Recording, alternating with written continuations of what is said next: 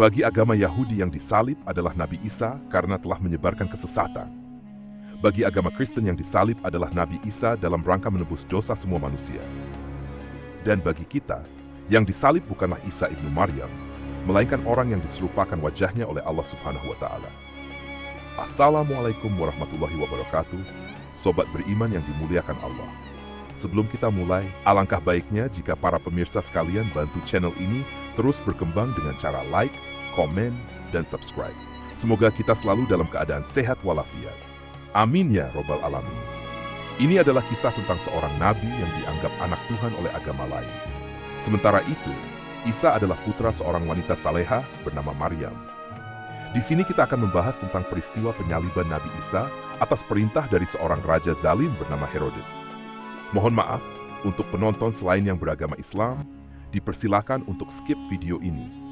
Karena di sini kita akan mengisahkan Isa ibnu Maryam dalam sudut pandang Islam. Nabi Isa alaihi salam lahir di Bethlehem, Palestina. Beliau lahir dari rahim seorang wanita perawan yang suci bernama Maryam binti Imran.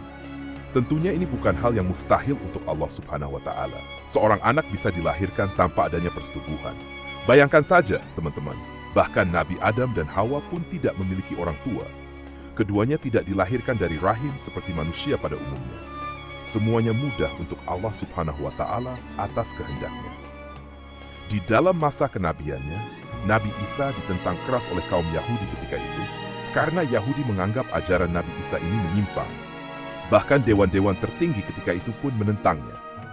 Di tengah-tengah penentangan oleh kaum Yahudi terhadap Isa ibnu Maryam, ternyata ada 12 orang murid Nabi Isa yang setia kepadanya. Di dalam Al-Quran surat As-Saff ayat ke-14, mereka ini disebut dengan Hawariyun atau Hawari. Sobat beriman yang dimuliakan Allah. Nah, pada suatu hari, atas perintah Raja Herodes dan para pendeta Sanhedrin ketika itu, mereka berniat untuk membunuh Nabi Isa. Lalu Nabi Isa pun mengetahui kabar itu, bahwa orang-orang Yahudi tengah mencarinya dan berniat untuk membunuhnya. Karena hal itu, Nabi Isa dan para muridnya bersembunyi di suatu tempat. Lalu salah seorang murid Isa yang bernama Yudas Iskariot, suatu hari pergi menghadap Raja Herodes. Yudas hendak menukar Isa dengan sejumlah uang, yaitu 30 shekel.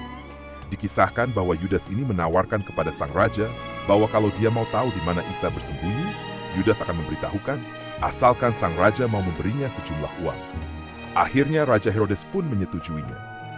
Kemudian berangkatlah mereka dengan dituntun Yudas menuju tempat persembunyian Nabi Isa. Maka setelah sampai di lokasi, ternyata Nabi Isa tidak ada, karena Allah Subhanahu wa Ta'ala telah mengangkat Isa ke langit secara utuh. Secara utuh di sini maksudnya adalah ruh dan fisiknya. Dan ketika Yudas mengetahui bahwa Nabi Isa tidak ada di lokasi tersebut, maka atas izin dari Allah Subhanahu wa Ta'ala, Yudas Iskariot diubah wajahnya menyerupai Nabi Isa. Karena Yudas telah berkhianat kepada utusan Allah, Isa ibnu Maryam akhirnya ditangkaplah Yudas oleh anak buah Raja Herodes. Kemudian Yudas dibawa ke puncak bukit Golgota.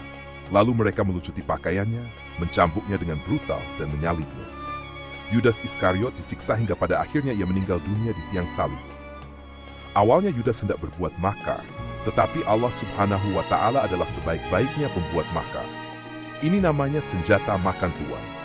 Rencananya, Yudas mau mencelakai Isa, malah dia sendiri yang dibunuh Herodes, karena wajahnya diserupakan dengan Isa oleh Allah Subhanahu wa Ta'ala. Padahal, Isa ibnu Maryam telah diangkat Allah ke langit sebelum rombongan Yudas dan Herodes tiba di lokasi. Sebagaimana firman Allah Subhanahu wa Ta'ala, mereka telah merancang tipu muslihat, dan Allah juga membuat tipu muslihat terhadap mereka. Sedangkan Allah adalah sebaik-baik perancang tipu muslihat. Surah Ali Imran ayat 54. Teman-temanku seiman, ada penafsiran lain mengenai siapa orang yang disalib oleh Raja Herodes dan orang-orang Yahudi. Dalam tafsir Ibnu Katsir, tidak disebutkan sebenarnya siapa orang yang disalib ini. Apakah Yudas ataukah murid Nabi Isa yang lain?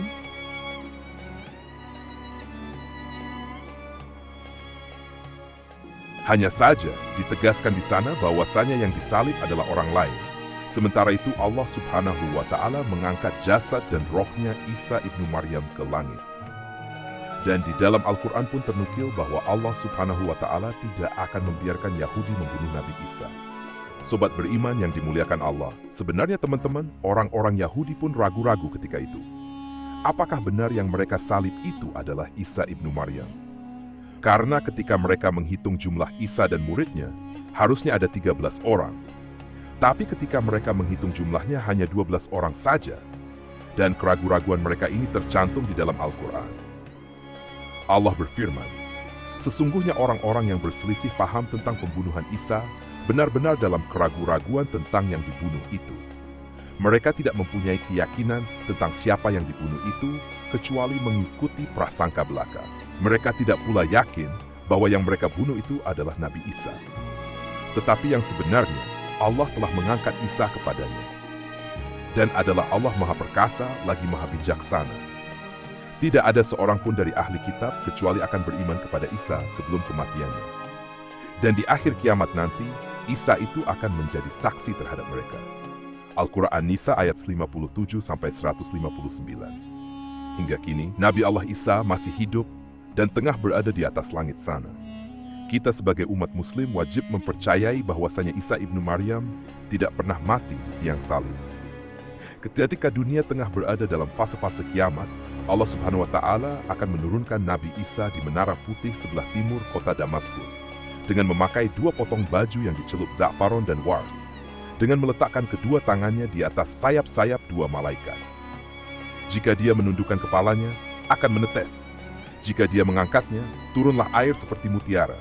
Maka tidak ada seorang kafir pun yang mencium aroma napasnya, kecuali orang kafir itu pasti mati. Dan napas Nabi Isa tercium dari jarak sejauh pandangannya. Isa akan mencari Dajjal hingga menemuinya di pintu Lud, lalu membunuhnya. Setelah itu, Isa ibnu Maryam mendatangi suatu kaum yang dijaga oleh Allah dari Dajjal. Ia mengusap wajah-wajah mereka dan menceritakan tingkatan-tingkatan mereka di surga. Ibnu Katsir dalam kitabnya Qisasul Anbiya menuturkan bahwa Nabi Isa alaihissalam akan turun di sebuah menara berwarna putih yang terletak di kota Damaskus. Ketika itu, beliau akan mendirikan salat subuh. Imam Mahdi yang saat itu menjadi pemimpin kaum muslimin akan berkata kepadanya, "Majulah wahai Ruhullah, jadilah imam." Akan tetapi Nabi Isa menjawab, "Tidak, di antara kalian ada pemimpin-pemimpin yang telah dimuliakan oleh Allah dalam umat ini." Kisah ini berdasarkan hadis riwayat Muslim dan Ahmad. Hal itu mengisyaratkan bahwa Nabi Isa alaihissalam saat itu bukanlah sebagai nabi, sebab Rasulullah Muhammad Shallallahu Alaihi Wasallam adalah nabi dan rasul yang terakhir. Tak ada utusan Allah Subhanahu Wa Taala setelah beliau Shallallahu Alaihi Wasallam. Adapun Nabi Isa alaihissalam akan tampil di tengah kaum muslimin waktu itu juga sebagai pengikut risalah Muhammad Shallallahu Alaihi Wasallam. Syariat yang akan dipakainya ialah berdasarkan Al-Quran dan Sunnah. Wallahu alam bisyawab. Jadi itulah kisah Nabiullah Isa dalam sudut pandang Islam. Semoga kisah ini bermanfaat, lebih dan kurangnya mohon dimaafkan. Yang benar datangnya dari Allah Subhanahu wa Ta'ala. Khilaf ataupun keliru itu datangnya dari saya pribadi sebagai manusia biasa. Sampai ketemu di kisah-kisah seru yang penuh makna selanjutnya. Saya akhiri. Wassalamualaikum warahmatullahi wabarakatuh.